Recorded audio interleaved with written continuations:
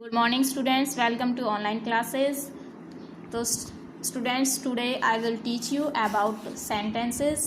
तो students सबसे पहले हम देखते हैं सेंटेंस होते क्या हैं। सेंटेंस को हिंदी में कहते हैं वाक्य। ये वाक्य या सेंटेंस क्या होते हैं?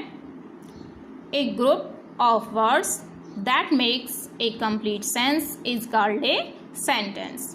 शब्दों का एक ऐसा समूह जो पूर्ण अर्थ प्रकट करता है सेंटेंस कहलाता है। तो स्टूडेंट्स क्या होते हैं सेंटेंस? शब्दों का एक ऐसा समूह जिससे हमें कोई बात पूरी तरह से समझ में आ जाए उसे कहते हैं sentence. For example, Sachin is a good boy. Sachin एक अच्छा लड़का है।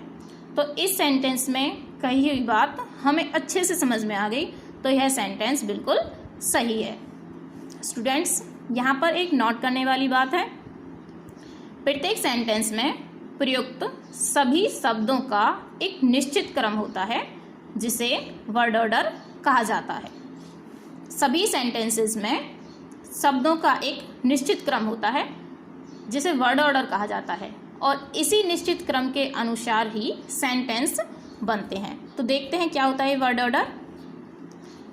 सबसे पहले होता है सब्जेक्ट, उसके बाद वर्ब, उसके बाद ऑब्जेक्ट। सभी सेंटेंसेस में सबसे पहले सब्जेक्ट आएगा, उसके बाद वर्ब और उसके बाद object. For example, he reads books.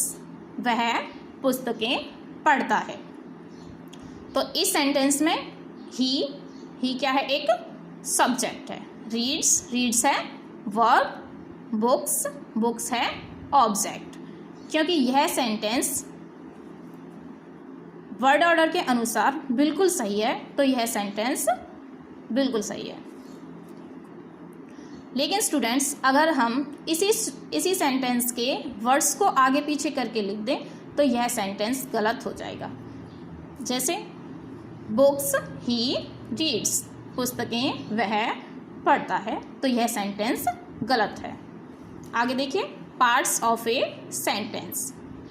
कौन कौन से पार्ट्स होते हैं सेंटेंस के? सबसे पहले होता है सब्जेक्ट, सेकंड है वर्ब और थर्ड है ऑब्जेक्ट। तो स्टूडेंट्स देखते हैं सब्जेक्ट क्या होता है। सब्जेक्ट को हिंदी में कहते हैं कर्ता। देखते हैं क्या होते हैं ये सब्जेक्ट और कर्ता। द पर्सन और थिंग दैट डज समथिंग। कोई वस्तु या व्यक्ति जो कुछ काम करता है उसे कहते हैं subject. For example, she likes mangoes. वह आम पसंद करती है। तो उसके द्वारा क्या काम किया जा रहा है? इसमें आमों को पसंद करना। तो इसमें सी हो गया सब्जेक्ट। आगे देखते हैं वर्ब। वर्ब को हिंदी में कहते हैं क्रिया। क्या होती है क्रिया? A word that expresses an action.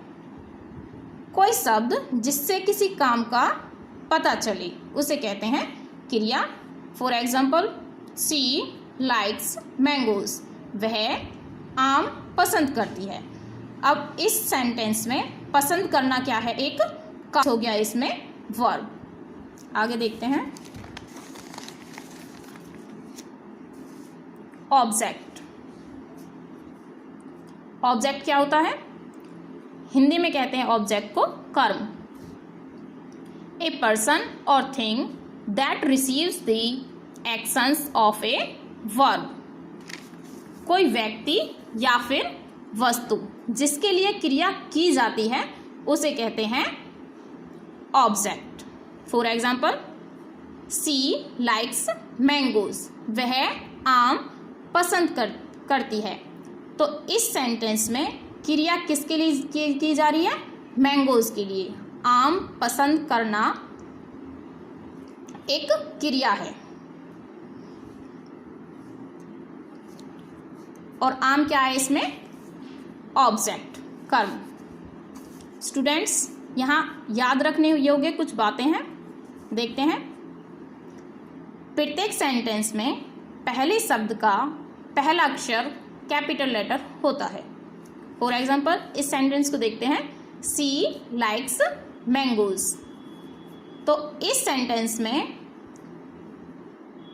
पहला वर्ड है सी और इस वर्ड में पहला लेटर है एस, तो हर एक सेंटेंस में पहला लेटर बड़ा होना चाहिए।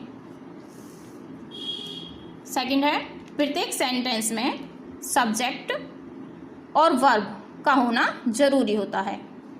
थर्ड है प्रत्येक सेंटेंस के अंत में फुल स्टॉप या मार्क ऑफ इंटरोगेशन या मार्क ऑफ एक्सक्लेमेशन लगाना जरूरी होता है। फॉर एग्जाम्पल, इस सेंटेंस में सी लाइक्स मैंगोज, अब इसके लास्ट में अंत में हमने लगाया है फुल स्टॉप, और अगर इस फुल स्टॉप को हम ना लगाएं तो यह सेंटेंस अधूरा होगा। तो स्टूडेंट्स, इन मार्क्स के बारे में हम आपको आगे अगली वीडियो में बता देंगे। तो आज हमने किया था सेंटेंस और सेंटेंस के बारे में कुछ महत्वपूर्ण बातें। स्टूडेंट्स, इन सभी बातों को आप अपनी नोटबुक में नोट कर लें और एक बार लर्न कर लें। Thank you. जय हिंद, जय भारत।